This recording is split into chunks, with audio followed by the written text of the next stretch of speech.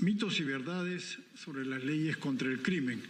En los últimos tiempos, por razones políticas, se ha venido diciendo que muchas de las leyes que da el Congreso de la República son leyes que favorecen a la delincuencia, al crimen organizado. Eso, por supuesto, es falso, pero hay una campaña que, como digo, responde a intereses políticos. Por cierto, el Congreso está integrado por 130 parlamentarios y por 12 grupos políticos. Lo que ahí se aprueba no siempre es lo que se quisiera que se convierta en ley, pero esa es la realidad que tenemos. No obstante, en el último tiempo se han aprobado muchas leyes dedicadas a combatir el crimen, a combatir a la delincuencia y a proteger a las Fuerzas Armadas y a la Policía Nacional. Hemos aprobado leyes que, por ejemplo, posibilitan que policías y militares hagan uso de sus armas de fuego de acuerdo a la Constitución y la ley, sin que haya prisión preventiva para los casos en que un policía enfrenta a un delincuente y lo hiere o lo abate. Hemos visto en el último tiempo que han habido casos de esta naturaleza y que gracias a esas leyes se ha impedido que estos policías sean enviados a prisión. Hemos aprobado también leyes como la de lesa humanidad, que recientemente ha sido declarada constitucional por el propio Tribunal Constitucional, que ha rechazado las impugnaciones que se hicieron a esa ley, que arregla una situación totalmente irregular, ilegal, mediante la cual se venía persiguiendo injustamente a militares y policías por hechos ocurridos hace 30, 35 o 40 años. En fin, pero lo importante de esta sesión es que vamos a tener a especialistas, a la doctora Delia Muñoz, al doctor César Nakazaki, el doctor Humberto Abanto está llegando en breves momentos. Vamos a tener a verdaderos especialistas que nos van a explicar la naturaleza de las leyes y si realmente son leyes que protegen a los delincuentes o son leyes que combaten a los delincuentes.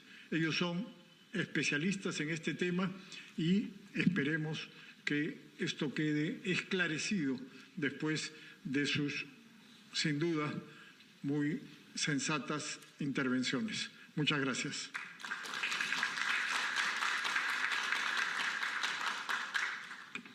Agradecemos las palabras del señor presidente del Congreso de la República. A continuación tendremos la primera exposición del tema a cargo de la exministra de Justicia, Delia Muñoz Muñoz.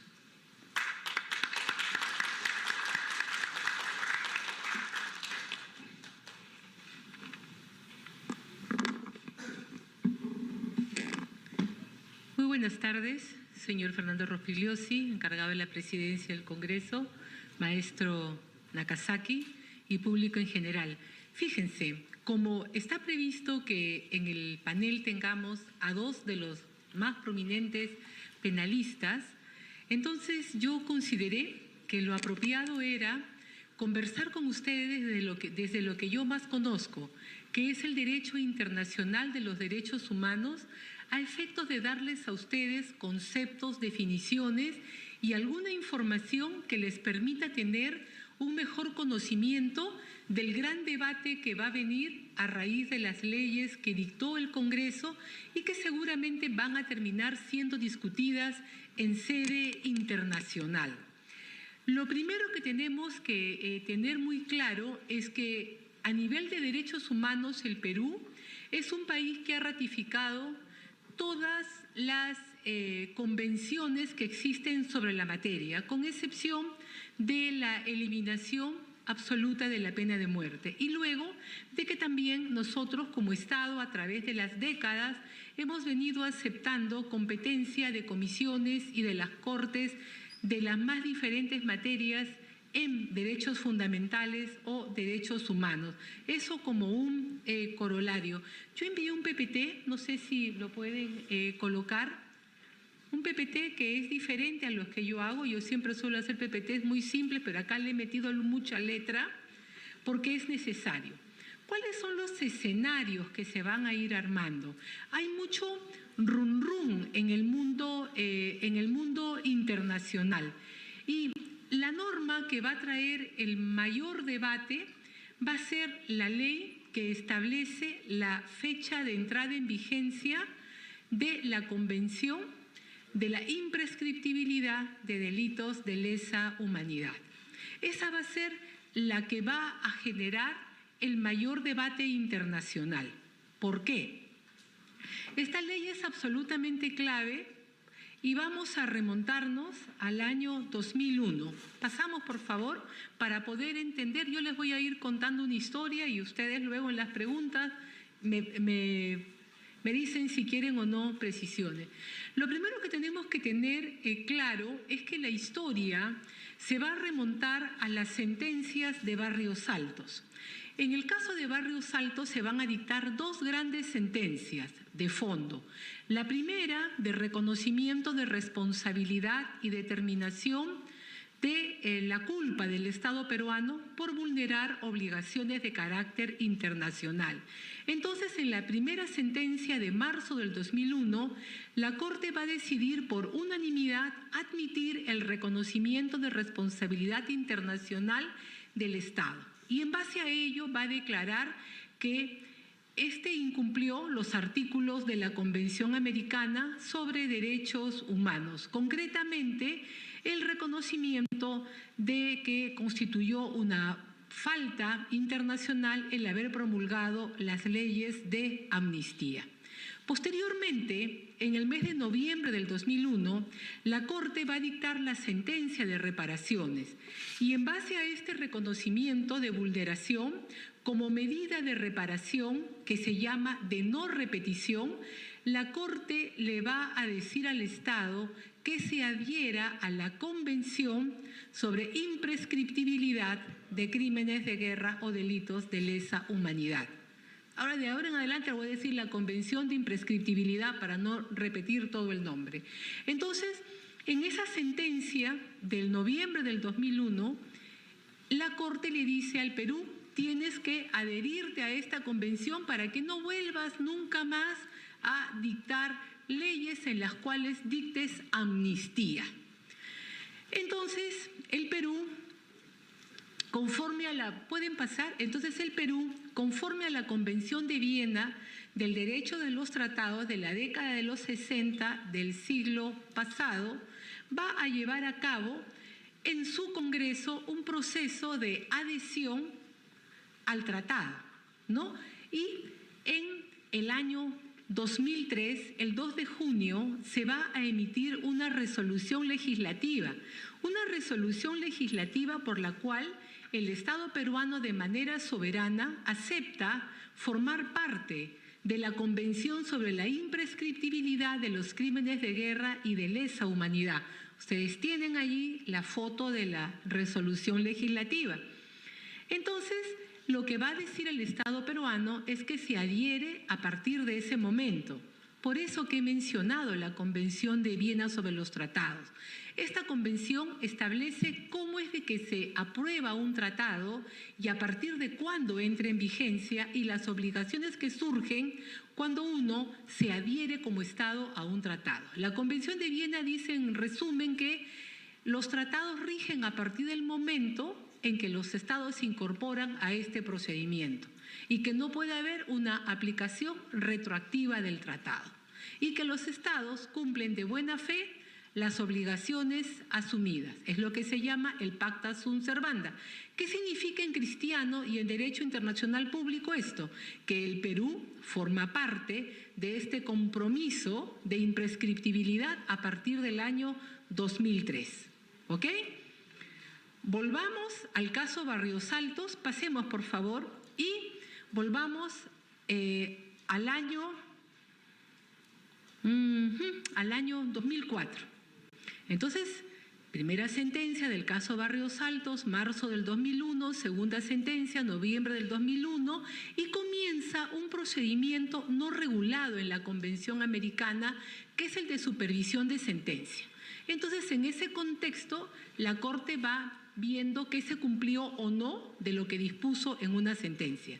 Entonces, en este pronunciamiento del año 2004, el Estado peruano había presentado a la Corte su decisión de adherirse a la Convención sobre Imprescriptibilidad y le dice, y fíjate que lo estoy haciendo con señalamiento de reserva, que es a partir de la fecha en que me estoy uniendo a este cuerpo jurídico. ¿Qué pasa? Las contrapartes, los representantes de las víctimas, le dicen a la Corte, esa adhesión no es válida porque tararín, tararán, todo lo que ya conocemos, ¿no? Sin embargo, la Corte no dice nada más que declara que de conformidad con lo señalado en el considerando octavo de la presente resolución, el Estado ha dado cumplimiento total a lo señalado en el punto resolutivo quinto de la sentencia sobre reparaciones emitida por el Tribunal el 30 de noviembre del 2001, en lo que respecta al compromiso de iniciar el procedimiento para suscribir y promover la ratificación de la Convención Internacional sobre Imprescriptibilidad de Crímenes de Lesa Humanidad. ¿Qué significa esto? Que ante el mandato contenido en la sentencia como una medida de reparación por el reconocimiento de responsabilidad de haber dictado leyes de amnistía, ahora el Estado peruano le comunicaba a la Corte que había cumplido con la reparación, es decir, la Corte considera satisfecho plenamente ese punto sobre la adhesión y acepta la adhesión sin hacer ningún cuestionamiento a la fecha de entrada en vigencia del compromiso peruano, porque el Estado peruano había formulado reserva. La Corte dice, considero cumplido totalmente lo que yo dispuse. Muy bien, eso en el 2004. ¿Y qué pasa después? Los procesos penales en los que se discutía si el delito era prescriptible o no en sede nacional van a motivar una serie de reclamos en nuestro país. Podemos pasar, por favor, y llegamos al año 2011. En el año 2011, en sede nacional, el Tribunal Constitucional peruano, en una sentencia del 21 de marzo del 2011, va a analizar lo que son crímenes de lesa humanidad, va a analizar el tipo de normas del derecho internacional, entre ellas la de ius cogens, y concretamente sobre la imprescriptibilidad de los crímenes de lesa humanidad, nuestro Tribunal Constitucional va a disponer que, y lo voy a leer, por eso que he llenado todo esto de cuadros para tener el tema a la letra, va a decir que la regla de imprescriptibilidad de los delitos de lesa humanidad y consecuentemente el mandato de su persecución, con prescindencia de la fecha en que aquellos se hayan cometido, no tiene vigencia en el ordenamiento jurídico peruano como consecuencia de la entrada en vigor de la Convención sobre la imprescriptibilidad de los crímenes de guerra y de los crímenes de lesa humanidad del 9 de noviembre. ¿Y qué cosa agrega? Sino que surge en virtud de una norma imperativa de derecho internacional general que, como ha sostenido la Corte Interamericana, no nace de la referida convención, sino que está reconocida en ella. ¿Qué significa este encriptamiento jurídico que solemos hacer los abogados? Que para el Tribunal Constitucional la imprescriptibilidad no la regula la convención, sino que al ser una norma de ius cogens, la imprescriptibilidad va a existir desde siempre y que en consecuencia se tienen que juzgar esos delitos que se consideran de lesa humanidad en nuestro ordenamiento jurídico sin amparar la prescripción extintiva. ¿no? Esta es una sentencia muy larga y muy fuerte, acto propio. Esta sentencia, acto propio peruano, esta sentencia va a ser la que va a abrir los juzgamientos en diferentes procesos en los que estaban involucrados miembros de las fuerzas policiales y de la Fuerza Armada. Entonces, así comenzamos con los juzgamientos, con los procesos. Luego va a venir otra situación cuando el Congreso comienza a debatir estas normas que generan polémica. La Corte Interamericana, en proceso de supervisión de sentencia de las que dictó en el año 2001, va a, para mí, reabrir lo que ya había declarado cumplido y satisfecho, y va a comenzar a dictar una serie de medidas cautelares, ¿no? ¿Pueden pasar, por favor, la lámina?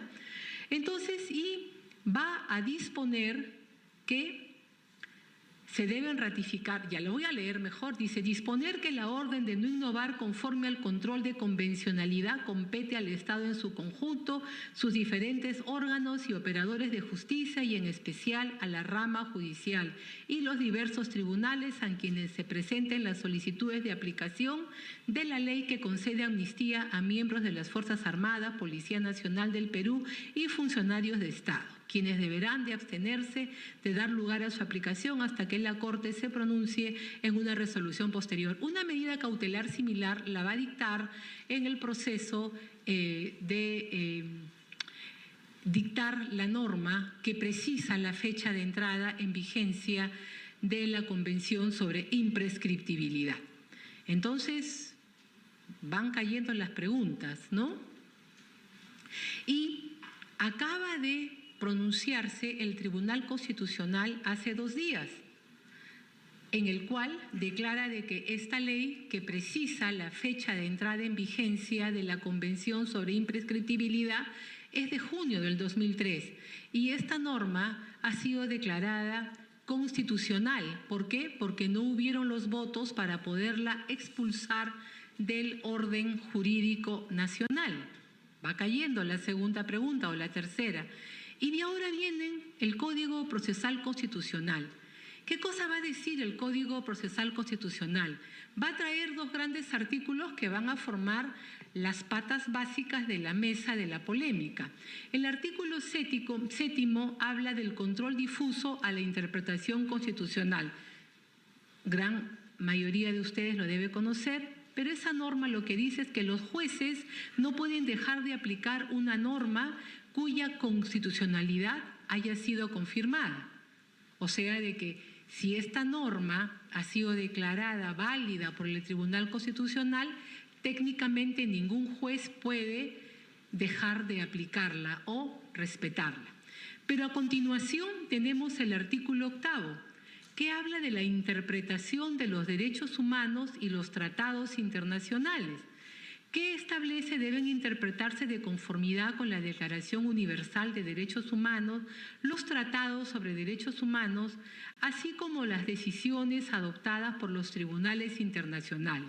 Y termina diciendo que en caso de incompatibilidad entre una norma constitucional, convencional y una constitucional, los jueces preferirán la norma que más favorezca a la persona y sus derechos humanos. ¿Qué va a pasar?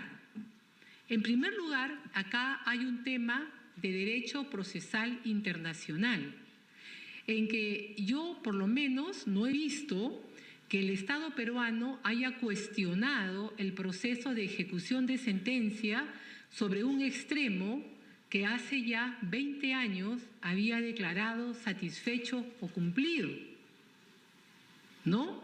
Entonces tenemos de que la propia Corte está vulnerando las garantías del debido proceso que se aplican también para los estados en sede internacional.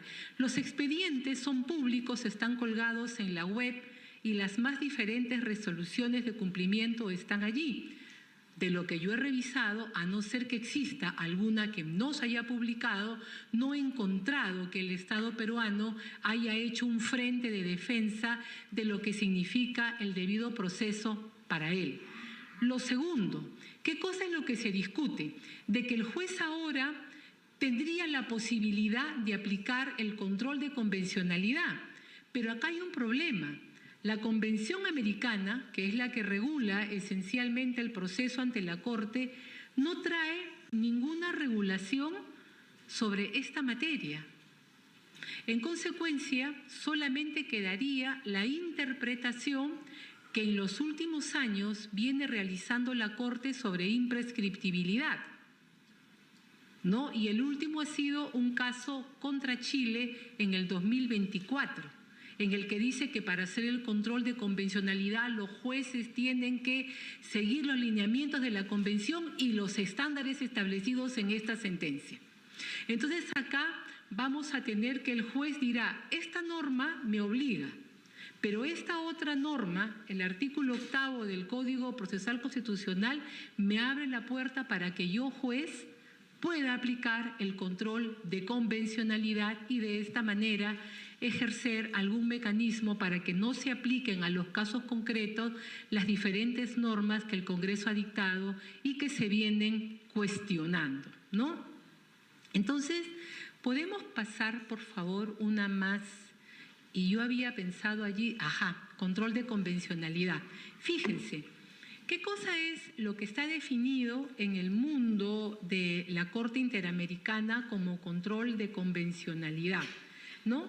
Dice, es el que realizan todos los funcionarios, todos los agentes. Cuando uno habla de agentes del Estado en el sistema internacional, estamos hablando no solamente jueces, fiscales y defensores, sino diferentes autoridades. ¿Para qué? Para ver la compatibilidad de las normas con la Convención Americana. Pero la Convención Americana no trae ninguna prescripción, ¿no? Entonces aquí vamos a tener nosotros como Estado que plantear cuáles son los puntos. Quienes lo representen tienen que tener mucha solidez en el manejo formal y de fondo de lo que es el proceso de supervisión de sentencia, ¿no? Entonces la Corte Interamericana ha señalado, ¿no?, que adicionalmente dice, en relación con los argumentos sobre la vulneración del derecho a la protección judicial con motivo de la ausencia de un tribunal, si bien la Corte reconoce la importancia de estos órganos como protectores de los mandatos constitucionales y los derechos fundamentales, la Convención Americana no impone un modelo específico para realizar un control de constitucionalidad y convencionalidad. ¿Qué cosa es lo que está diciendo? Que tú puedes tener un tribunal constitucional o no tenerlo, pero que como el modelo, la Convención Americana, no ha establecido cómo se ejecuta el control de convencionalidad, se arroga esta facultad para sí misma, ¿no? Entonces, esos son los escenarios que se van a presentar, escenarios donde se va a discutir sobre la validez de la normativa al amparo de sentencias que se vienen ampliando en ejecución de sentencia. Yo estoy acabando una tesis doctoral sobre lo que es la ejecución de las sentencias en los casos peruanos ante la Corte Interamericana. Y entra una sentencia, y lo voy a decir de una manera muy representativa. Entra una sentencia al proceso de ejecución de sentencia, tiene patas, cabeza y ya. Pasan los años y ya no es patas, cabezas y pies, sino son 2, 3, 4, 5 personas. Y el mandato termina en una obligación de ejecución de política pública, con un contenido además de política pública. Oye, pero tú eres Corte de Derechos Humanos, tú te estás metiendo en políticas públicas, ¿no? Y hay una distorsión en el proceso de ejecución de sentencia muy grande, porque se van creando estándares que los dicta la propia Corte y los estados, y en este caso el Estado peruano, no tiene una posición muy fuerte de defensa de lo que son las categorías procesales, porque las normas de orden público, ¿cuáles son? Las reglas de un procedimiento. Tú no me puedes llevar a mí a un procedimiento no reglado, no regulado, sin plazos y que no sé cuáles son las condiciones para que éste se pueda ejecutar. Y eso es lo que está pasando en ejecución de sentencia, donde además incluso se vienen dictando medidas cautelares que tienen por esencia la protección de las pruebas y de las personas durante la etapa de juzgamiento. no están diseñadas para una etapa de supervisión. Y finalmente, en el gran tema de fondo, hay una vulneración serísima para el Estado peruano porque la Corte está analizando en proceso de ejecución de sentencia temas que no han sido discutidas a nivel contencioso ante ella ni ante ninguna otra instancia del sistema interamericano. Es decir, que está generando una situación de indefección hacia el Estado peruano. Esto es bastante delicado porque para mí todos estos temas, estos cuestionamientos de todas las normas que ha dictado el Congreso, sí, hay el derecho de cuestionarlas, de plantear, pero en un contencioso. No me puedes llevar a una ejecución de sentencia con una medida cautelar para discutir de temas que requieren una evaluación, un análisis probatorio, una serie de actividades procesales que uno realiza en el desarrollo del proceso internacional para ver si el Estado cumplió o no cumplió, por qué demoran los procesos, por qué hemos puesto prescripción, por qué hemos precisado la fecha de entrada en vigencia. Vamos a tener que presentar si la sentencia del 2011 ha sido dejada sin efecto por la actual sentencia que ha dictado el Tribunal Constitucional, que sí reconoce la prescripción, que sí reconoce que la adhesión al convenio rige a partir del 2003 y que en consecuencia tenemos el derecho de aplicar la prescripción. Todos esos temas tendrían que debatirse en un contencioso, no en un procedimiento que no tiene ninguna regla en fase de ejecución de sentencia. Así que lo que viene es una operación, como dirían los médicos, de neurocirugía con mucha delicadeza en el manejo de cada una de las categorías procesales y jurídicas y jurisprudenciales que existen en el sistema. Si no se toma esto con mucha atención, probablemente la Corte va a buscar revertir las diferentes normas que ha dictado el Congreso. Gracias.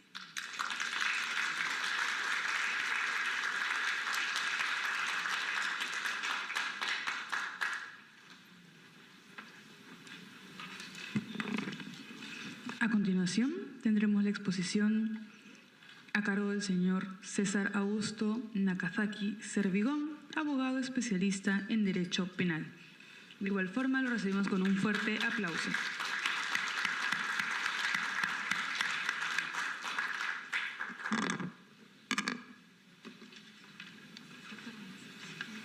Señor presidente del Congreso, amigas y amigos, solo pongo el encabezado. He decidido cambiar de tema. Iba a hablar de un solo problema, pero prefiero hablar de varios. El planteamiento es el siguiente. Las leyes ideológicamente llamadas, como bien ha dicho el presidente, ideológicamente llamadas procrimen, no lo son. Son leyes que han solucionado bien, y algunas todavía que tienen que trabajar un poco más, pero problemas de la justicia penal. A ver, vamos comenzando por ordenar un poco. Leyes que dieron soluciones perfectas. En el proceso penal peruano, la medida cautelar más importante por uso, no por intensidad, es la comparecencia con restricciones. La prisión es una excepción, debe ser una excepción, por tanto la medida cautelar llamada a satisfacer la regla general sería la comparecencia simple y las restricciones, comparecencia con restricciones. El Código del 91, Código Procesal Penal que vivió solamente en 22 artículos, señalaba que las medidas de restricción de la comparecencia tenían plazo. O sea, en el Perú la comparecencia con restricciones tenía plazo. Y el Código del 2004, por razones que no puedo explicar, yo no soy padre, pero soy tío del Código, por razones que no conozco, eliminó el plazo. Y las restricciones se convirtieron en eternas. Y por tanto, la regla que la medida cautelar es temporal o provisional existía desde que comienza hasta que termine el caso. Era indispensable volver a reponer, no inventarse, sino volver a reponer que las medidas de restricción tienen plazo? Por supuesto que sí. Y por tanto ese aporte del legislador es perfecto. 2. En la comparecencia con restricciones se trabajaba una institución que no estaba arreglada, el permiso de salida. En todos los días diarios de los procesos, antes de que vengan los casos Lavajato, a todos los procesados se les daba permiso para que puedan viajar, sin importar la gravedad del caso. Casos de asesinato, todo caso donde la conducta procesal del enjuiciado sea correcta, siempre se daba permiso. Hasta que llegue el caso del presidente Kuczynski, uno de mis defendidos. Entonces dijeron, tú no puedes viajar. Y señalaron, no está prevista en la legislación el permiso de salida. Le digo, pero ustedes tres han dado un montón de veces permiso de salida. No, no está arreglado. Y por tanto, si daban o no permiso de salida, se convirtió en una arbitrariedad. ¿Qué ha hecho el legislador en este periodo? Ha regulado el permiso de salida, ha establecido cuáles son sus requisitos y cuándo se dan. Por tanto, segundo aporte para la comparecencia con restricciones. Establecí plazo para las medidas de restricción y he señalado, he reglado una figura que había caído en la arbitrariedad. Dependiendo del juez, se daba el permiso de salida. Y la medicina no puede depender de quién es el paciente. El antibiótico tiene que generar efectos igual para todos, si es que tienen la misma enfermedad. Segundo tema que está muy bien regulado. Por tanto, ahí tenemos una ley que ha dado solución a un problema y de manera perfecta. Pasemos. En el Perú, el hacinamiento y las políticas de salud deficientes llevan a que la salud en la cárcel sea una utopía o sea un tema que no le interesa a nadie. Yo he pasado años de años, tengo 40 años de abogado, viendo psicóticos desnudos caminando por las pampas del Lurigancho y no interesaba. No interesaba. Entonces, la gran pregunta era, ¿por qué la edad o la enfermedad no tiene una influencia en las medidas cautelares y en las penas privativas de la libertad? Porque la pena privativa de la libertad lo único que puede quitar es libertad ambulatoria. No puede quitar vida o no puede quitar salud. No existe la pena de pérdida de la salud y tampoco existe la pena de muerte progresiva. Es una gran hipocresía que la pena de muerte esté prohibida, pero te mato de a pocos esté permitida. No puede existir. Es más, el Tribunal Constitucional 2 veces ha dicho que el sistema penitenciario es inconstitucional porque no garantiza el derecho a la salud. Entonces, el tema de la salud y los ancianos era un tema pendiente. ¿Qué hizo correctamente el Congreso? Determinó que las personas mayores de 80 años puedan tener una alternativa de cumplimiento a la pena privativa de la libertad, porque la pena privativa de la libertad tiene varias formas de cumplirse. La cárcel es una, la condena condicional o pena suspendida en su ejecución es otra, la vigilancia electrónica es otra. Entonces el Congreso ha aportado 2, la pena domiciliaria y la pena con medidas de restricción. Y con eso se logró una primera solución para muchos ancianos, muchos enfermos.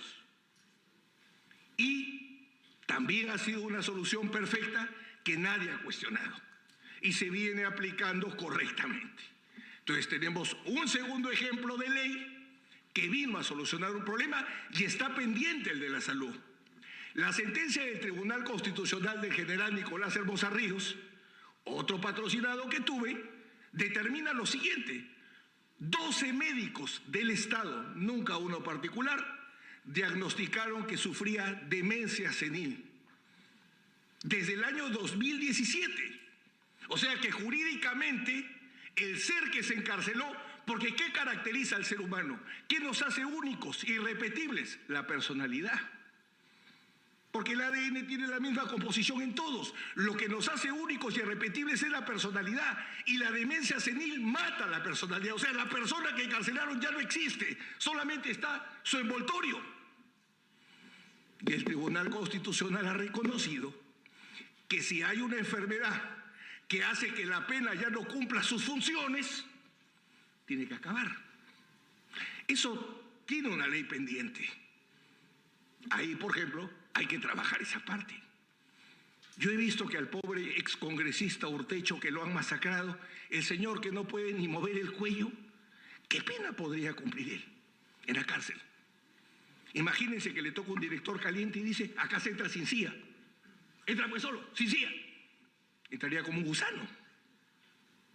Entonces, ahí hay temas todavía por trabajar. Pero en el tema de la pena, el hecho de haber dado alternativa a los ancianos es una excelente solución. Hay que también extenderla a los enfermos. Ahí habría un tema, solución parcial. Luego, el Congreso da un paso más, y acá el presidente ha tenido un liderazgo absoluto respecto a algo que era inconcebible. En el derecho penal, desde siempre y en el mundo, existen las causas de justificación, que son la legítima defensa, la más conocida. Yo puedo afectar bienes jurídicos, puedo matar, y es lícito que mate si es legítima defensa. Pero además de la legítima defensa, existe una causa de justificación que se llama actuar en el cumplimiento de un deber de función. Entonces, si un funcionario público en el cumplimiento de su deber lesiona bienes jurídicos, no comete delito. No comete delito. Porque cuando hay una causa de justificación, para que haya delito tiene que ser acción, tipicidad, antijuricidad y culpabilidad. 4 elementos. Las causas de justificación eliminan la antijuricidad. Toda conducta dañosa, matar, pero que sea justificado, es lícito.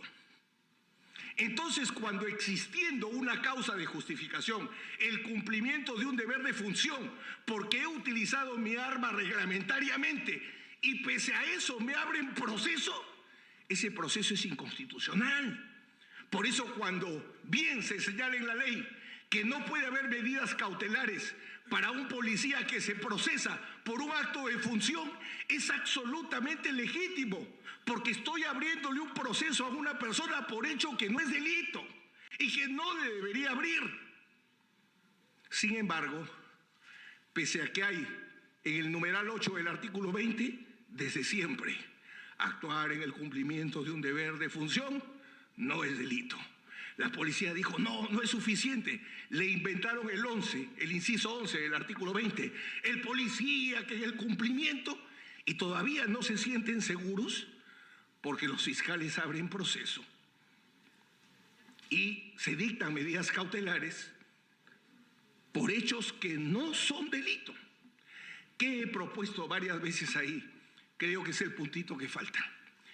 En materia de delitos económicos, no puede abrirse proceso penal si no hay un informe de un área especializada del Estado. Ejemplo, delitos tributarios. Para que haya delito tributario, tiene que haber un informe de indicios de delito de la SUNAT. Si no hay el informe, no hay proceso. Delito contra la propiedad intelectual, Indecopi tiene que dar un informe. Si no hay ese informe, no hay proceso. Pregunto, ¿qué institución del Estado peruano es la competente, la capacitada para analizar si el policía hizo o no uso adecuado de su arma? La policía misma. Entonces yo pondré una norma, no puede haber proceso penal sin un informe técnico del área correspondiente de la policía que diga que se ha usado el arma contra el reglamento y recién se justificaría el proceso penal. Ahí falta esa piececita y no habría problemas en ese punto.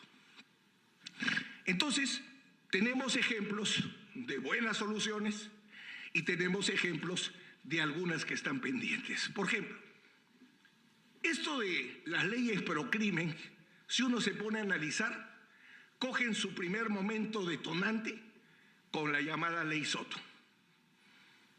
¿Qué pasó ahí? El problema era el siguiente. Un día,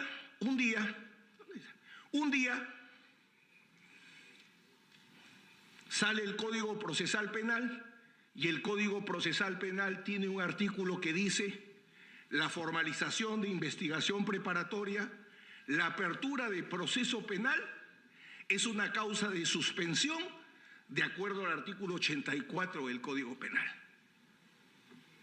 Entonces empezaron a suspender. Y un día la Suprema dice, ¿pero y cuánto va a durar la suspensión? Y empieza la Suprema a inventarse plazos, fórmulas. Y todas esas fórmulas tienen una constante. El proceso penal dura más allá que la prescripción extraordinaria. ¿Qué es la prescripción extraordinaria?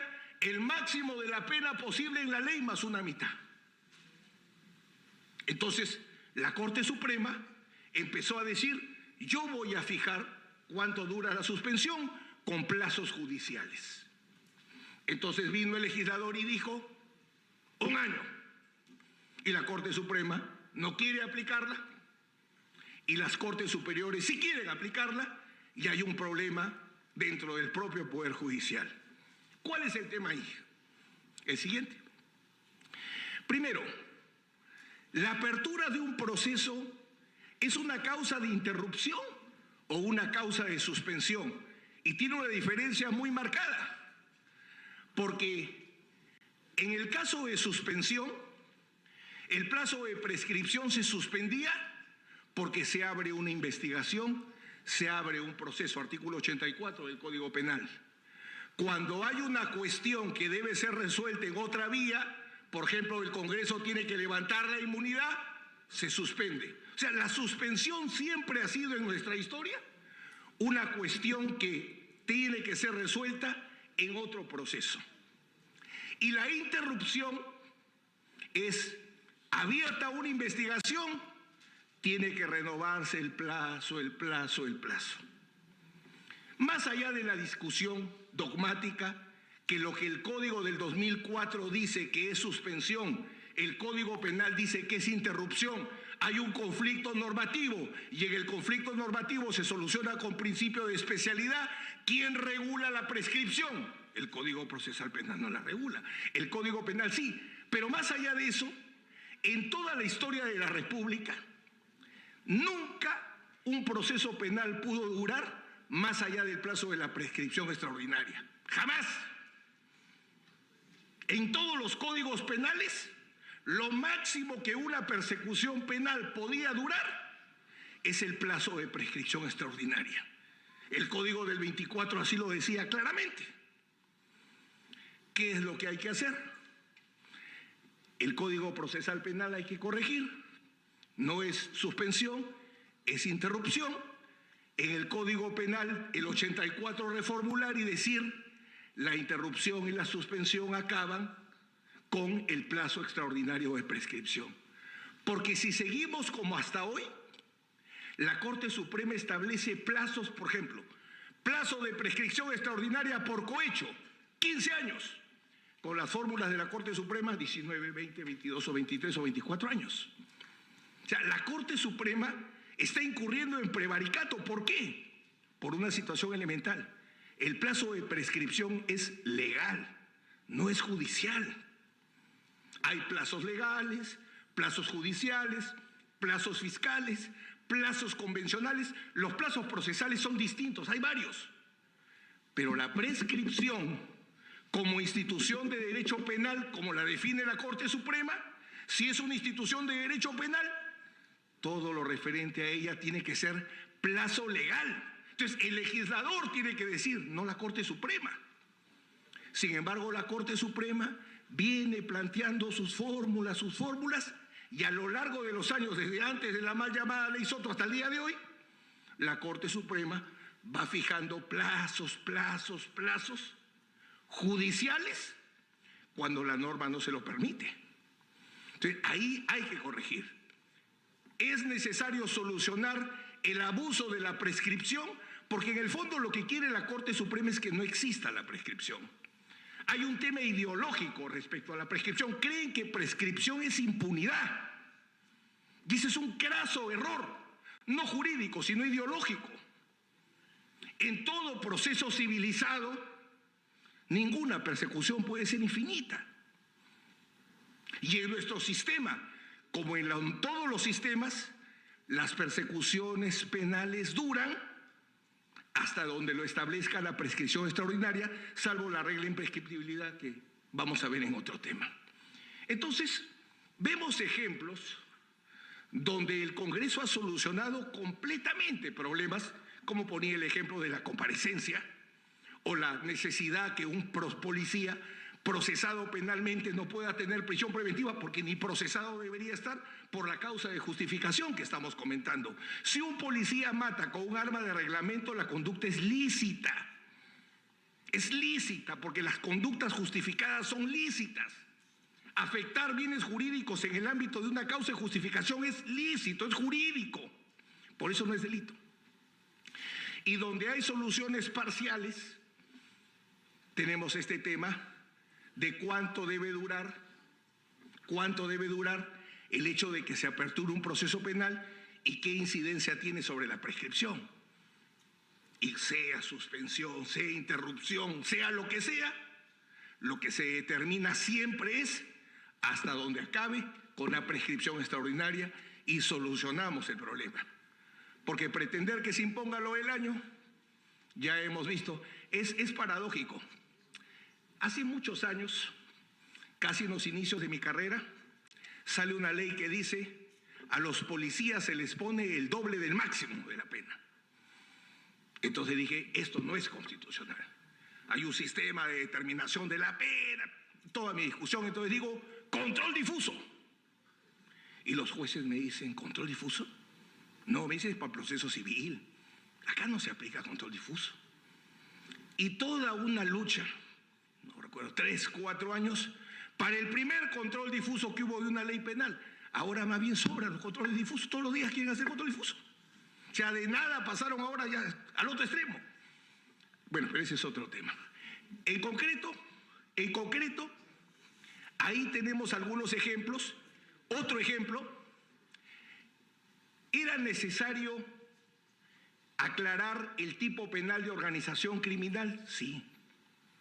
Pero no porque la ley era mala, porque ya la jurisprudencia, los acuerdos plenarios habían recogido la mayoría de elementos que se han incorporado.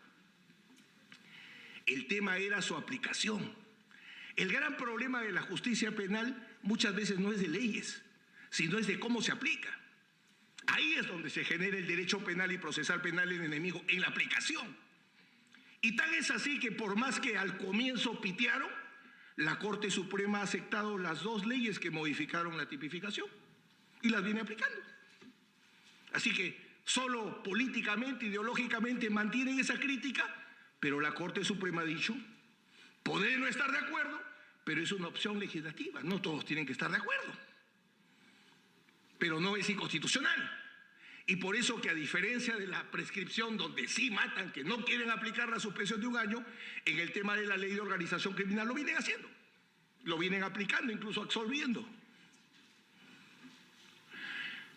El otro tema, ya para concluir porque ya vino Beto, estaba alargando para que venga Beto. El otro tema es el siguiente, que lo ha tocado Delia hace un momento. Defiendo casos de militares, ¿cuánto? 10, 15 años. Hace mucho tiempo hemos venido peleando por cosas, por eso es que tengo que expresar públicamente mi satisfacción. Vi con gran expectativa cuando arranque este Parlamento, porque este Parlamento por primera vez en la historia tenía 4 importantes oficiales. Entonces decía, algo tendrá que salir, pero no salía. Y si no es por el liderazgo de Fernando Rospigliosi, nunca hubiera salido. Así que públicamente no solo se raja, sino públicamente se reconoce. Y les consta a ustedes que yo ni me aparezco por acá, ni tengo nada que ver, por diversas razones. No vengo, no he participado ni un proyecto de ley ni nada, 0. Entonces, se ha logrado un tema muy importante, que basta leer solo el comienzo de la sentencia para darse cuenta dónde venía el gran abuso. El gran problema más allá de los temas ideológicos que evidentemente existen, las pocas sentencias absolutorias que con sudor, lágrimas y sangre podemos lograr, la Corte Suprema las anula. Arbitrariamente las anula. Me cansaría de poner ejemplos y por qué. Pero ¿dónde voy? El gran problema no era si se debía aplicar el derecho internacional, que evidentemente se tiene que aplicar en el derecho interno, eso no está en discusión. El problema es cómo se incorpora. Y por más que peleaba y peleaba, ¿en qué sentencia de la Corte Interamericana está el sistema de incorporación? De todas las sentencias de la Corte Interamericana que citan. Porque en la Corte Interamericana pues no hay expertos en derecho penal internacional. Menos en reglas de la prueba, el estándar probatorio en la Corte Suprema, pero bueno, ese sería otra cosa. Perdón, en la Corte Interamericana sería otra cosa. Lo cierto es que el derecho internacional ha creado varios sistemas para incorporarse al derecho interno. Y todos los estados dicen, cada país, cada estado, de acuerdo a su sistema constitucional, incorporará el derecho interno. Siempre estuvo así. La Corte, el Tribunal Constitucional acaba de recordar algo elemental. La Convención de Imprescriptibilidad de los Delitos de Guerra y Lesa Humanidad dice textualmente, se aplicará conforme al sistema constitucional de cada estado. Entonces, lo que ha hecho el Tribunal Constitucional es preguntarse cuál es el sistema de incorporación que el Perú ha adscrito. Y el Perú ha adscrito el sistema de la modificación interna. No es, existe el sistema de aplicación directa, pero ese no lo seguimos nosotros, ni lo sigue el grueso de países, del civil law sobre todo. En el common law sí hay aplicación directa, acá no. Entonces, lo que ha hecho el Tribunal Constitucional es simplemente arrancar por lo que debe ser. Si las convenciones se remiten a la Constitución para determinar cómo se incorpora un tratado en el Perú, y desarrollan toda esa parte. Entonces, ahí hay un tema totalmente acertado, porque había un abuso absoluto de aplicar el derecho internacional, entre comillas, de manera directa, porque ¿qué decía? La Fiscalía siempre ha dicho que se debe tipificar como lesa humanidad. La Fiscalía acusa y dice, acuso por ejecuciones extrajudiciales, figura delictiva que hasta ahora no existe. Pero acusa por genocidio, acusa por hechos de los años 80. ¿Y el Poder Judicial qué decía? Voy a respetar el principio de legalidad y no voy a tipificar. Ah, excelente, qué bien. Pero sí va a ser imprescriptible. Pero si tú dices que respetas el principio de legalidad y no puedes tipificar, tú mismo reconoces eso, ¿por qué vas a aplicar la regla de imprescriptibilidad? Es más, amigos, ya la sentencia de la Corte del Tribunal Constitucional no ha ido. Revisen, por favor, las convenciones que incorporan el delito de desaparición forzada de personas. Reconocen prescripción. Las convenciones de desaparición forzada de personas reconocen la prescripción y dicen que la prescripción sea un plazo largo, el que más se pueda, pero lo reconocen. Entonces, el problema de la regla de la imprescriptibilidad es que para poderse aplicar, como bien recuerda el Tribunal Constitucional, el sistema de incorporación. Y lo segundo, que es elemental, si tú dices que no puedes tipificar como lesa humanidad porque respetas el principio de legalidad, entonces para declarar la imprescriptibilidad no tipificas. No dices, esto considero que es genocidio y es imprescriptible, esto considero que es lesa humanidad y es imprescriptible. Había un absoluto abuso de la aplicación de la regla de imprescriptibilidad, que era indispensable acabar. Y primero la ley, y segundo, la sentencia del Tribunal Constitucional, que vamos a ver porque es el comienzo de largas batallas, si es que finalmente se va a aplicar o no. En conclusión, para no aburrirlos, y un último temita, me olvidaba, el tema del proceso de colaboración eficaz, que también lo han cuestionado duramente. ¿Había necesidad de superar los problemas de los procesos de colaboración eficaz? Sin duda que sí, porque ¿cuál era el patrón de la Fiscalía? Agarraba al colaborador incluso autorizado por un reglamento triste, sin presencia del abogado, y lo convencí, entre comillas, que tenía que acogerse a colaboración eficaz. Perfecto. Le tomaba su declaración, y una vez que tomaba su declaración y exprimía la naranja, le metía una patada en el poto y chao. Y por tanto, nadie tenía acuerdo. Y lo más peligroso que hay es un colaborador sin acuerdo 3, 4, 5, 6 años, porque lo agarra un fiscal sastre y cree que es tela y empieza a operar. Ese era el problema. Entonces la solución, a mi modo de ver, no estaba en un plazo, sino en recoger una experiencia buena, con todas las discrepancias que puedo tener contra la pinche justicia, porque yo defendí el grueso de esos casos, para que utilicen a Matilde Pinchi, la colaboradora por excelencia, era en ejecución del acuerdo homologado. Entonces lo que debía hacerse era prohibirse el uso de las declaraciones y los materiales de la colaboración eficaz hasta que no haya acuerdo y sentencia homologada, con lo cual la Fiscalía iba a correr, porque la Fiscalía no podría utilizar nada hasta que no haya acuerdo, sentencia, y en ejecución de la sentencia voy a declarar como testigo. Eso había. ¿Por qué hemos retrocedido? ¿Por qué hemos retrocedido? Entonces, más allá del plazo, que puede ser discutible, efectivamente hay colaboraciones que no son complejas y hay otras que son complejas, yo cortaba por lo sano.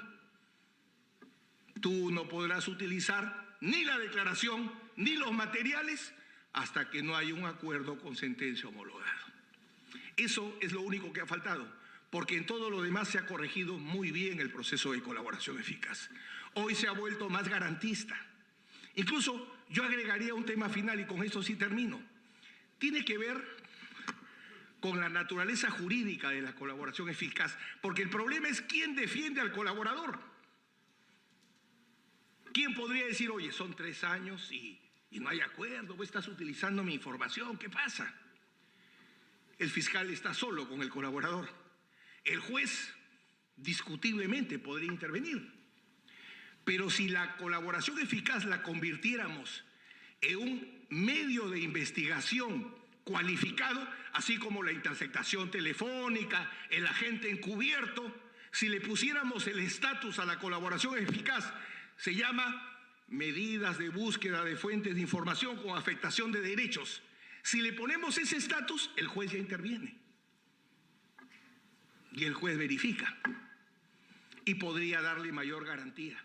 Porque el fiscal y el colaborador solo para que negocien y todo sea justo, equitativo y correcto, me parece insuficiente. No me parece suficiente. ¿Cómo lo saben? Miren los niveles de corroboración. Si algún punto débil tiene la colaboración eficaz, es su corroboración.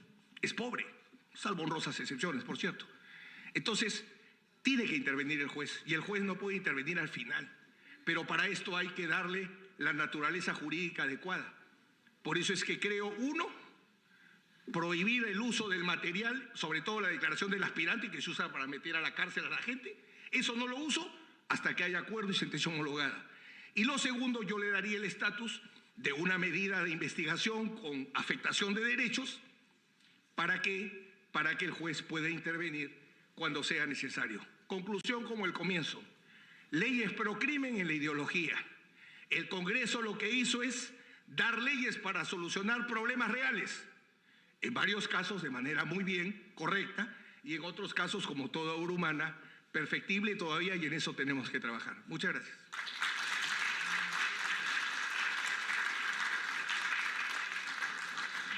Agradecemos la exposición del abogado especialista en Derecho Penal César Nakazaki Servigón, y de igual forma queremos agradecer a todos los espectadores que nos acompañan a través de las redes sociales.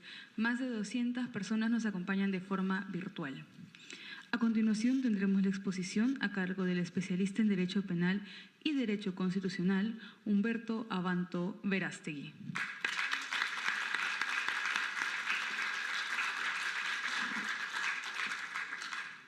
Excelentísimo señor presidente del Congreso, César, Delia, mil disculpas a todos. Hoy día estuve batallando con una de las maravillosas creaciones de don Rafael López Aliaga, ¿no? Sí, el tráfico del Lima. Entonces, pero bueno, acá estamos. Y creo que tienen mala suerte porque ya escucharon lo más brillante y les tocó para el final la parte más aburrida, ¿no? Ahora les toca oír al bobo de la tribu. Comencemos por un tema puntual. ¿Cómo se mira el mundo? Resulta muy importante. ¿Cuál es la visión del mundo? Yo particularmente creo, fervientemente, en la gran herencia del pensamiento ilustrado. Y el pensamiento ilustrado trajo un gran cambio, un enorme cambio en el mundo. Porque antes del pensamiento ilustrado no habían 4 valores principales, que son la razón humana, la confianza en la razón humana para alcanzar el conocimiento o la ciencia, para que sirviera a un valor inmenso que es el de la dignidad humana, y a través de ello pudiéramos alcanzar el progreso. Ese sueño maravilloso de los padres ilustrados produjo el más grande cambio en la historia de la humanidad. Si ustedes se ponen a pensar que nosotros hace 150.000 años salimos de las sabanas orientales del África y comenzamos a esparcirnos hacia el creciente fértil, hacia el Levante, algunos se fueron para Europa, otros se fueron para Asia, y avanzando hacia Asia llegaron hasta aquí. Tienen que pensar que solamente en los últimos 400 años la humanidad ha pegado un salto tal que pudimos salir de la trampa malthusiana. ¿Qué era la trampa malthusiana? La trampa malthusiana es este famoso concepto que Thomas Malthus estableció, de que la generación de bienes, ¿no?, crece aritméticamente, mientras que la población crece geométricamente.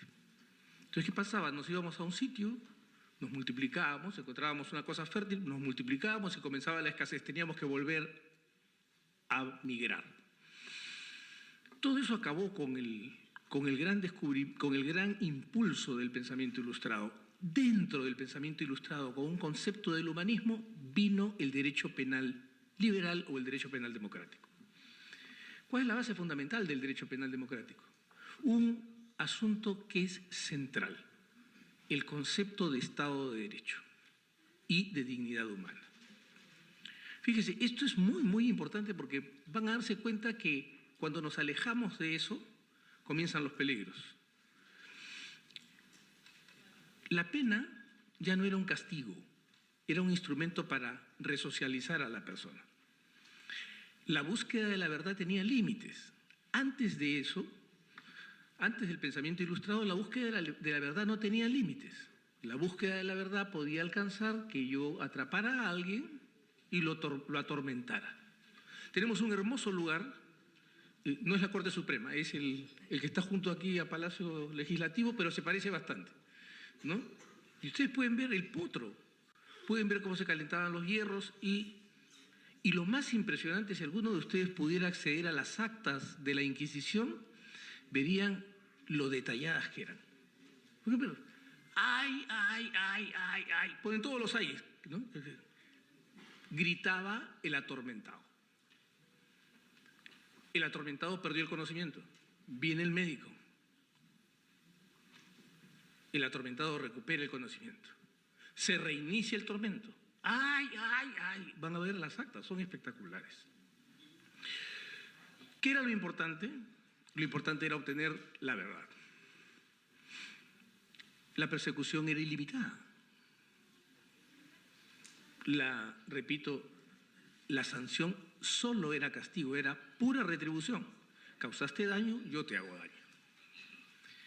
Y delito era lo que se le ocurría a quien tenía el poder. Y se le ocurría ahora. Y entonces había retroactividad de las normas, porque hoy venía la sanción que a mí se me ocurría que había que aplicarle a la señora porque está con su celular grabando, y hoy, a partir de hoy, eso es delito. La señora no sabía que eso era delito. Y entonces la llevábamos a este lindo lugar y la convencíamos de que nos diga la verdad, ¿no? Todo eso, o sea, nos llevó al concepto de gobierno limitado o Estado limitado, de limitar el poder del Estado. Miren lo importante que esto, porque ahora vamos a aterrizar a donde estaba hablando César, de lo que nos ha hablado César. Llegamos al punto en que se limita el poder del Estado para perseguir a las personas y para causarles aflicciones que llamamos penas. Y esto, dijimos, van a haber límites materiales, o sea, a propósito de qué cosas son las que van a poder ser perseguidas, van a haber límites personales, de manera que vamos a diferenciar a quiénes los perseguimos y cómo los perseguimos, y vamos a hacer límites temporales, de tal manera que alguien no sea perseguido eternamente. Sin embargo, yo sé que a César no le gusta mucho esto, porque cuando voy mezclando un poco la ideología, ya César comienza a levantar la ceja, porque él es un penalista puro, yo tengo los vicios del derecho constitucional. Hay corrientes de pensamiento, una de las más notables, por sus efectos, es el marxismo. Y donde entra la influencia del marxismo, entra una frase maravillosa de Carlos Marx en La cuestión judía, que la repite en Miseria de la filosofía. Los derechos humanos no son nada más que simples proyecciones del egoísmo burgués. Por lo tanto, ustedes van a poder ver que donde hay gobiernos o instituciones gobernadas por la ideología marxista, lo primero que desaparece son los derechos humanos. No es casual, no es que son tiranos, no es que a él se le ocurre en algún momento, es conceptual, es ideológico. Y como Plejánov, un gran marxista, decía, la ideología es nuestra visión del mundo. Eso se coló en nuestro sistema en los últimos 24 años. Y el Estado, el derecho penal democrático, entró de vacaciones. Y el 2004, yo sé que esto tampoco le va a gustar a César, un conjunto de Pitecantropus hizo un código procesal penal. Porque hay quienes creen que esto es un gran avance. Sí, tiene algunos avances. Pero permítanme contarles que desde mi punto de vista, y como ha funcionado, tal como lo temí en el 2004 cuando lo vi por primera vez, dije, van a haber unos abusos de los que se va a tener memoria por siempre. Y vinieron los abusos. Solo que vinieron 14 años más tarde de cuando los presagié. Para empezar, ahí está, se puso en el artículo 339, inciso 1, la suspensión de la prescripción por la formalización de la investigación preparatoria. César ya les ha explicado con todo detalle. Para la suspensión tiene que haber algo que se llama, nosotros los abogados nos gusta hablar con palabritas raras, ¿no? Una circunstancia impeditiva del proceso. Tiene que haber algo que impida que el proceso discurra. Se escapa, entonces hay que extraditarlo. Ya, pues mucho regalo decirle que corra el plazo de prescripción. Algún castigo tiene que tener por obligarme a perseguirlo y a traerlo. Suspendo el plazo de prescripción. Tengo otro ejemplo que ha dado, que es correcto y preciso de parte de César, como siempre, es, tiene un privilegio y tengo que levantar ese privilegio. Esto toma un tiempo.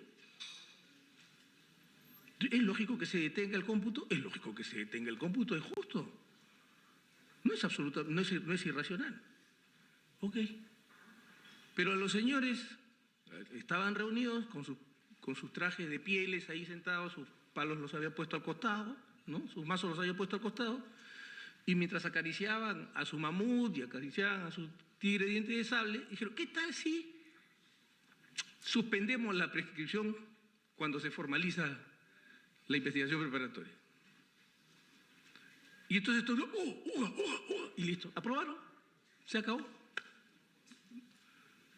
Nadie se puso a pensar que la formalización de la investigación preparatoria es una decisión por la que el fiscal adquiere mayores poderes. Puede pedir prisión preventiva, puede pedir suspensión preventiva de derechos, que acá se reparten como tic-tacs. Puede pedir muchísimas cosas que no puede pedir en las diligencias preliminares de investigación. Y entonces había que interpretar la norma. Y entonces, parte de los uga-uga forman la Corte Suprema. ¿O no? ¿Participaron todos a hacer el código o no? Sobre todo uno, el buscador de la verdad, ¿no? Tiene su palito ahí, va buscando la verdad. Él no necesita escuchar a las partes, él solamente busca la verdad y su palito le encuentra la verdad. Ya. ¿Qué ocurrió? Fue la ley a ser interpretada por los uga uga togados. Y los uga uga togados dijeron una cosa: se suspende hasta que termine el proceso. Con lo rápidos que son los procesos en el Perú, por supuesto, ¿no? Hasta que termine el proceso. Bueno, comenzamos a reclamar a algunos y los uga uga dijeron, se nos fue la mano, mucho uga. Vamos a ser buena gente. Ahora vamos a ser buena gente. Nos hemos dado cuenta, hemos cometido un gravísimo error. Ahora la suspensión va a durar lo mismo que la prescripción extraordinaria. César, creo que les olvidó contarles. La prescripción ordinaria es la que se da con el máximo de la pena cuando no ha comenzado la investigación. Nadie lo ha investigado a uno la hizo bien o no tuvo la mala suerte de que lo denuncien arbitrariamente, ¿no? Entonces, vence ahí. La extraordinaria es, hay investigación, se agrega la mitad del plazo máximo. Eso es el plazo. Entonces dijeron, ajá, ya está. La suspensión va a durar lo mismo que la prescripción extraordinaria. A nadie, o a los UGA menos, se les iba a ocurrir hacer un pequeño ejercicio mental, ¿no? ¿Cuál fue el ejercicio mental? ¿Qué pasa si a mí me formalizan la investigación preparatoria el último día de la prescripción extraordinaria? Su Excelencia Uga Uga, dígame. Ah, igual, otro plazo y medio, más un día. Perfecto. ¿Usted ha leído la Constitución? Uga no. Ah, ya, no lee la Constitución, Uga. A Uga no le importa la Constitución. Entonces, si usted revisa la Constitución, va a encontrar que lo máximo que hace la Constitución, con excepción de los delitos imprescriptibles, es duplicar el plazo de prescripción, que es cuando se afecta el patrimonio del Estado. ¿Cómo podían ellos, por vía interpretativa, triplicar el plazo extraordinario, el plazo de prescripción? Porque si el plazo extraordinario es 1 y medio y me falta un día, le agrego otro día y medio, otro plazo y medio, entonces triplico no. 1.5 más 1.5, ¿cuánto da? Uga no sabe sumar. Uga no le importa. Y listo. Entonces el legislador se dio cuenta de que esto era una monstruosidad. Pero se puso tímido, porque el legislador a veces tiene sus momentos tímidos, ¿no? Porque no, también la prensa grita, entonces hay que salir, digamos, círculo por círculo del infierno. No hay que salir en directo, porque si salimos en directo nos puede chocar el encontrar aire fresco después de tanto calor. Digo, va a durar 1 año. Yo no sé por qué tiene que durar 1 año. En realidad no debería darse. Así de sencillo. No tendría que haber suspensión del plazo de prescripción, del cómputo del plazo de prescripción, por la formalización de la investigación preparatoria, porque no hay ninguna razón para que se suspenda el cómputo del plazo de la investigación preparatoria. Pero los uga uga tienen atrás unos que son muy vivos, que visten ternos, usan corbatas de seda, etcétera, y comen caviar, que les encanta perseguir a la gente y que tienen pues justamente esa idea perversa de que hay que tener a la gente perseguida permanentemente. Quiero darles un dato además histórico interesante. ¿Saben quién es el que inventó el uso del proceso, aparte de la Iglesia Católica, pero no vamos a meternos con eso porque si no nos entramos en problemas? El uso del proceso penal para fines políticos y toma del poder absoluto. Dígame quién. ¿Ustedes creen que Hitler? No, Hitler era más expeditivo. Mandaba a 2 de la SS y le decía, si no te suicidas, matamos a toda tu familia y te matamos a ti también. Entonces el tipo agarraba una cápsula de cianuro y se terminó. Pregúntenle al general Rommel si pueden hacer ouija. Stalin, 1934, ¿te acuerdas, César? Sus compañeros de la revolución, Pleyanov, ¿no? Zinoviev, todos ellos. Hay una foto, Fernando se acuerda de esa foto. Al principio estaban todos y van eliminándolos a todos. Al final queda Stalin solito en la foto. Toditos habían sido procesados. ¿Y qué hacían? ¿Colaboración eficaz o miento? ¿No? Llegaba el fiscal, se me escapa el nombre, Vichinsky, Andrei Vichinsky. Entonces decían, tu familia, tú, todos, pero tienes que confesar que eres un enemigo de la revolución. Y que Ángel también es enemigo de la revolución, y Elizabeth también es enemiga de la revolución, y Rospigliosi también es enemigo de la revolución. Entonces el tipo llegaba y decía, pues ya, listo. Se avergonzaba, confesaba públicamente, era condenado, enviado a Siberia, si tenía suerte. Bueno, yo, César también, y mucha gente, vivimos los juicios de Lima entre 2017, 18, 19 y 20. Y entonces, César, eres un caballero. Yo no. Entonces él dice, no, el tipo penal de organización criminal estaba bien. No, estaba mal. Estaba mal. ¿Saben por qué? Porque se prestaba a las interpretaciones de Uga Uga. Y entonces los Uga, dije, Uga, tres.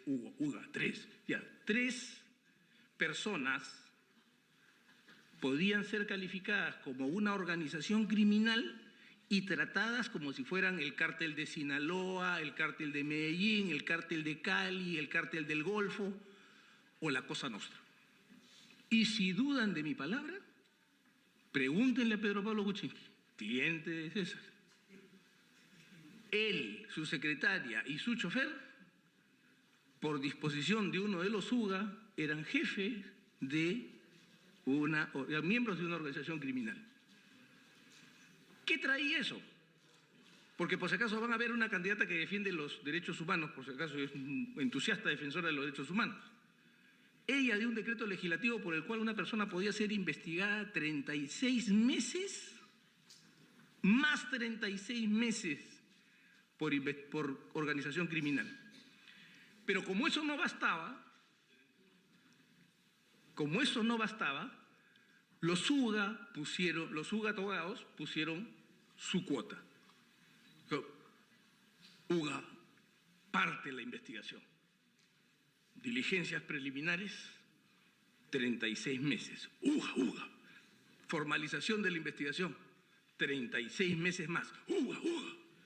Y prórroga por otros 36 meses que venía en la ley. UGA. 108 meses podía ser investigada una persona. Miren qué hermoso. Sí, los UGA son una maravilla, ¿no? Y entonces hemos tenido gente perseguida por organización criminal y ha sido tan efectivo que en ese mismo periodo que va de 2017, en realidad 2016, hasta acá. No les he contado este caso, también es muy bonito. Fernando lo conoce. Hay una acusación de una organización criminal conformada por policías de la Dijimín, de la Divinco y de la SWAT, cuya finalidad criminal era obtener ascensos y condecoraciones. Yo sabía de organizaciones criminales que se juntan y generan su programa para secuestrar personas, para extorsionar personas, para traficar con drogas, para traficar con seres humanos, para traficar con oro ilegal, para traficar con tala ilegal. Pero estos chicos, los internados que les dije que comen caviar, que manejan a los UGAs, dijeron que eso era así. Entonces, entre el año 2016, que comienza este caso, y hoy día, cuando César tiene muchísima más experiencia que yo. César, ¿conoces un periodo en el que se haya usado más la figura de organización criminal que este? Bueno, que ya tuvimos una crisis en el 2000-2001, ¿no? Ya, que el terrorismo, pero digamos, ahí había uno, pues, ¿no? Pero aquí, o sea, solo con Fujimori, que también la asociación ilícita, que tuvo que salir una sentencia del Tribunal Constitucional para decirle, oigan, están desapareciendo la participación criminal. ¿No? Nunca se ha usado tanto el tipo de organización criminal. Y sin embargo, ¿de qué padecemos, señores? ¿Alguien de ustedes me puede decir de qué padecemos en el Perú hoy día? Padecemos el ataque del crimen organizado. Qué extraño, ¿no? Qué extraño. Entonces, el legislador, y aquí sí yo no me eximo, en la Comisión de Justicia dice que reformarlo. Y yo metí mi pico y le dije, oigan, las organizaciones criminales tienen que estar atadas a la cadena de valor de los mercados ilegales, porque para eso forma una organización criminal. O sea, la razón por la que se hizo la ley RICO en 1970 fue, ojo, tomando una idea que viene de Nuremberg, que la impulsó el fiscal Jackson por inspiración de Herr Lauterpacht, es la organización criminal. Ahí surge. Dice, no, la cosa nostra es una cosa distinta, no podemos seguir con el derecho penal típico de vamos a perseguir un individuo, son organizaciones, están trabajando de una manera distinta, son criminal enterprises, dicen los norteamericanos, y aprueban la ley RICO. ¿Pero a qué se dirigía? Se dirigía a gambling, o sea, apuestas, los juegos o apuestas, a loan sharks, o sea, los préstamos de tiburón, lo que llamamos acá el gota a gota, ¿no? Los préstamos usurarios con extorsión, a la extorsión propiamente dicha, que es más o menos, usted me tiene que comprar seguro, me tiene que pagar para que yo lo proteja, Ángel, usted me tiene que pagar para que yo lo proteja. Cuando de repente Ángel me dice, ¿de quién? De mí, pues. ¿Cómo de quién me va a hacer? Ya, esa es la extorsión. Sicariato. ¿Son o no son mercados ilegales? Pero como hicimos una ley tan laxa, en mi opinión, deliberadamente laxa en un proyecto normativo, que si uno mira es un patíbulo que se construyó para liquidar el sistema político vigente y tomar el poder.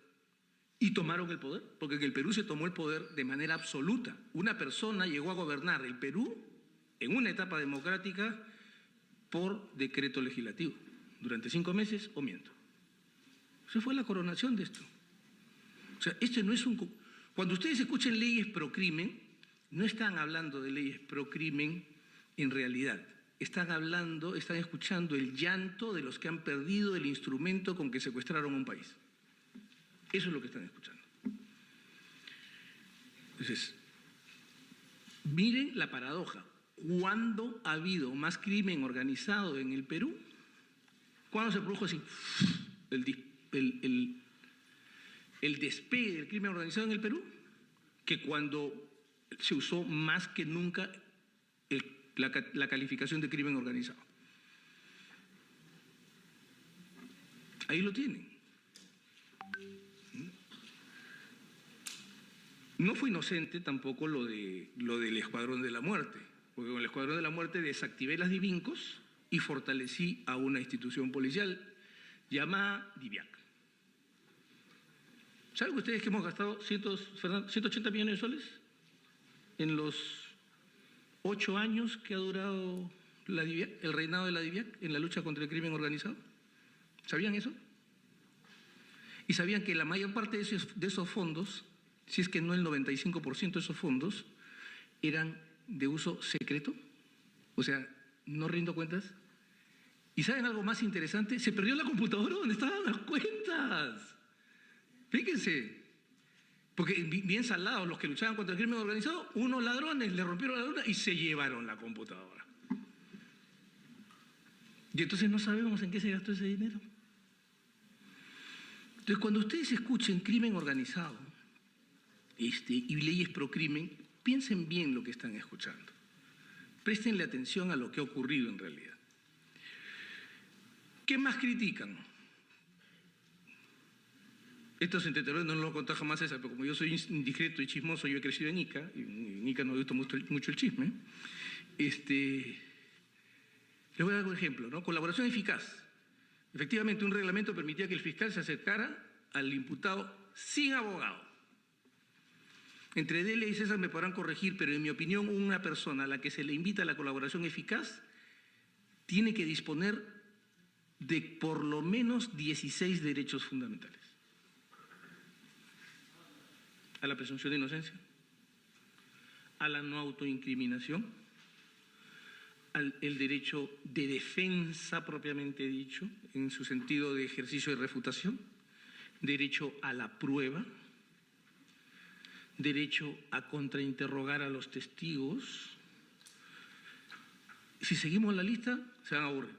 Pero por lo menos 16 derechos. Esto no es un estudio mío, es un estudio de un gran profesor norteamericano que critica profundamente, un destacado académico norteamericano que critica profundamente el sistema de delaciones premiadas que surge en los Estados Unidos porque considera que es un mecanismo de compra de la verdad injustificable en un Estado de Derecho.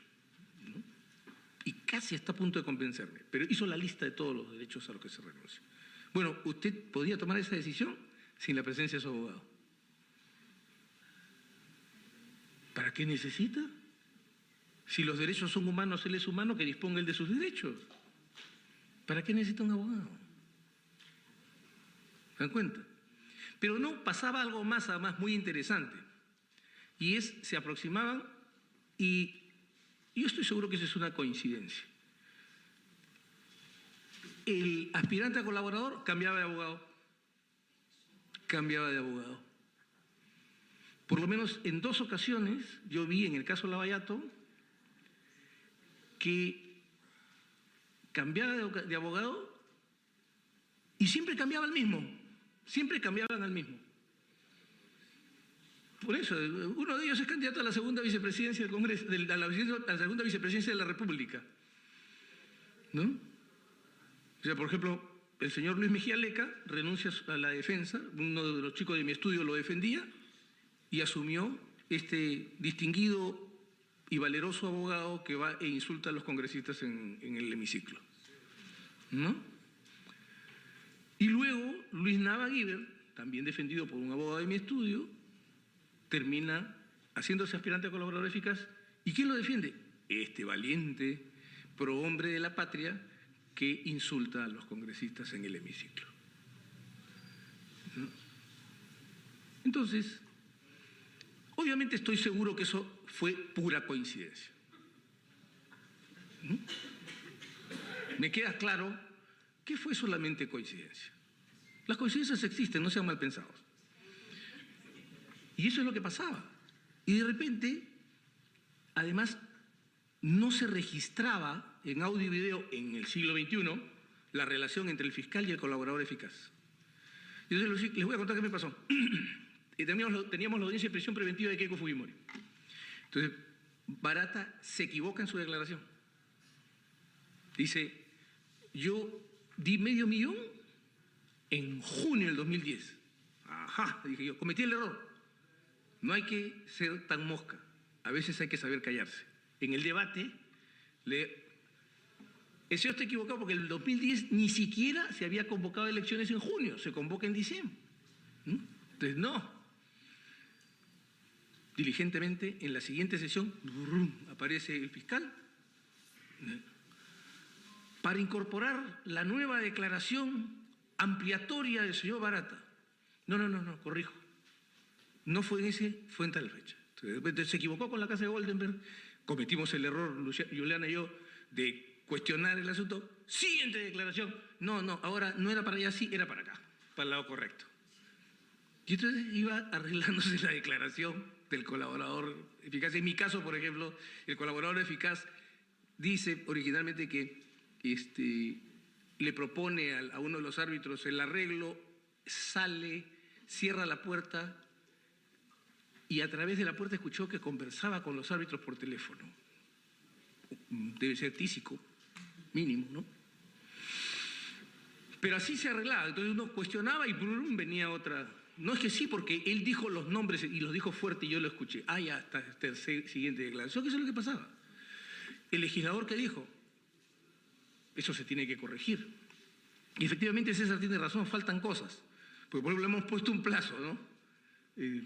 8 más 4 y 8 más 8. Pero ¿quién controla el plazo? ¿Quién controla el plazo? Si la carpeta es secreta, en realidad, le dicen reservada, mentira, reservada es la carpeta normal, esta es secreta. ¿No? ¿Cómo sé yo que han abierto la carpeta? ¿Cuándo han abierto la carpeta? ¿Y cómo sé yo que pasaron los 8 meses? No tengo forma de saberlo. ¿Y quién insta al juez para que haga el control del plazo? ¿El fiscal? ¿El aspirante a colaborador que ya es un cómplice del fiscal? Nadie. O sea, hay un error en esa norma. Y lo que dice César también es correcto. Solo vas a poder usar los que está aquí cuando hayas corroborado, porque lo otro es lesionar el derecho de una persona con dichos. Hay un montón de gente que ha ido presa con los simples dichos de un aspirante a colaborador eficaz, a pesar de que el Código Procesal Penal expresamente dice que no se pueden dictar medidas cautelares ni sentencias con declaraciones de colaboradores eficaces no corroboradas.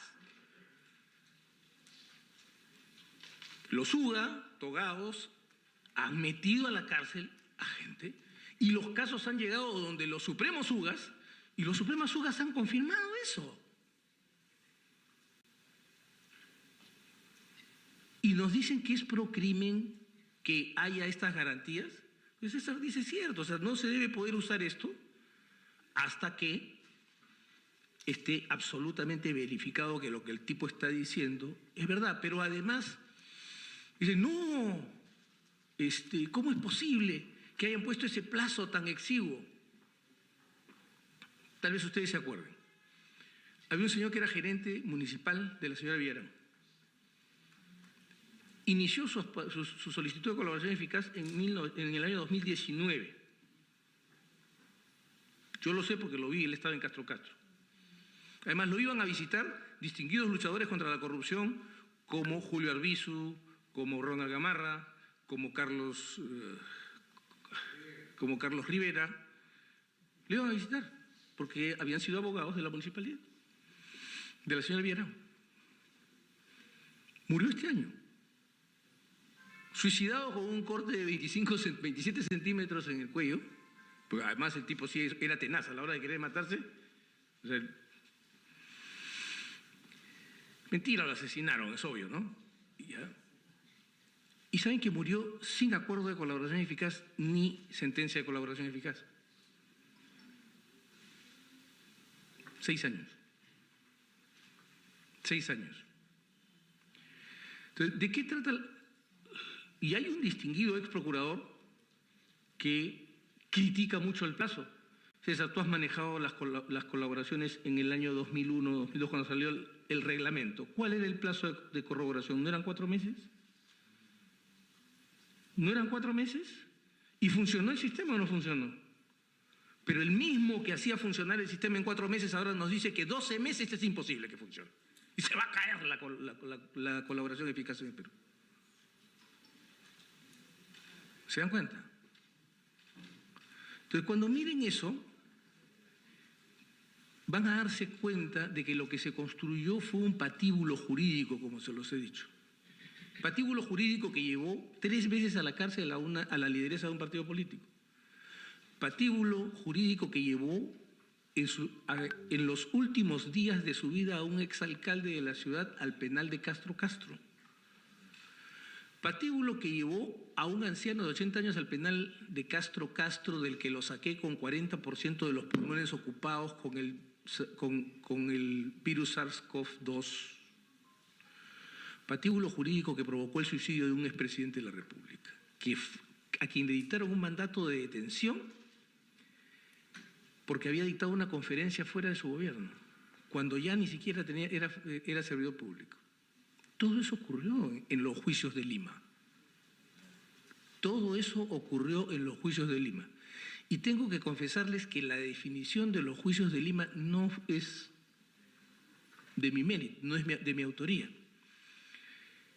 Cuando estábamos en pleno pleito en el año 2018, finales de 18, principios del 19, un distinguido diplomático que no puedo identificar por obvias razones, me invitó a almorzar. Y me dijo, atento Humberto, vas a vivir los juicios de Moscú, solo que ahora van a ser los juicios de Lima. Entonces, todos estos cambios que se han desarrollado en el Congreso de la República, en este Congreso que ha tenido el valor de afrontar esta tarea a pesar de que ha tenido olas de impopularidad brutales movidas desde los aliados de los medios de comunicación con esta cáfila de salvajes que creen que el Perú hay que tomarlo usando los mecanismos o los resortes del poder punitivo del Estado, incluyendo a los UGAs, ¿no? Que además tenemos UGAs buscadores de la verdad, y tenemos UGAs anti-impunidad. Yo he visto a distinguidos UGAs dictar clases, dictar conferencias virtuales y poner un hashtag no a la impunidad. Qué miedo caer en manos de un UGA que dice no a la impunidad, porque se cree que hay que condenar a todos de todas maneras, vaya como vaya, porque si no, no cumple su tarea.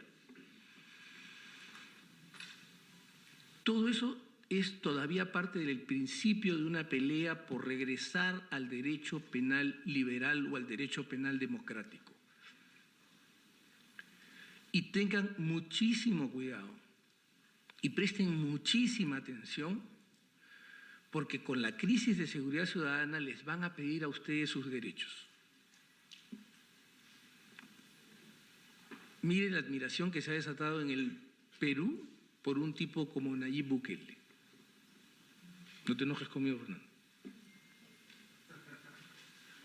Cuyo logro es tener 80.000 personas presas, de las cuales solo el 10% tiene proceso.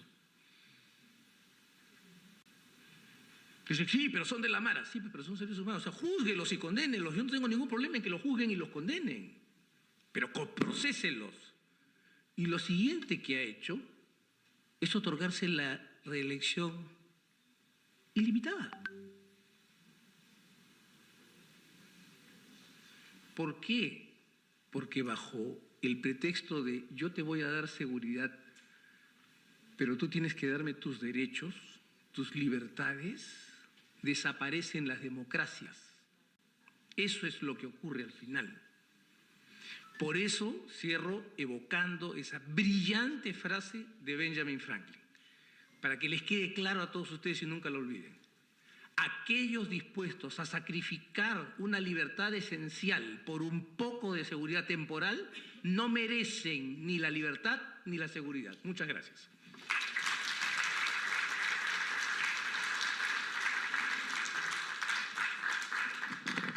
Agradecemos la ponencia del doctor Humberto Abanto Verástegui, especialista en Derecho Penal y Derecho Constitucional. A continuación se hará la entrega de diplomas de reconocimiento. Para esto invitamos al jefe del área de atención ciudadana del Congreso de la República, el doctor Wilfredo Ponce de León.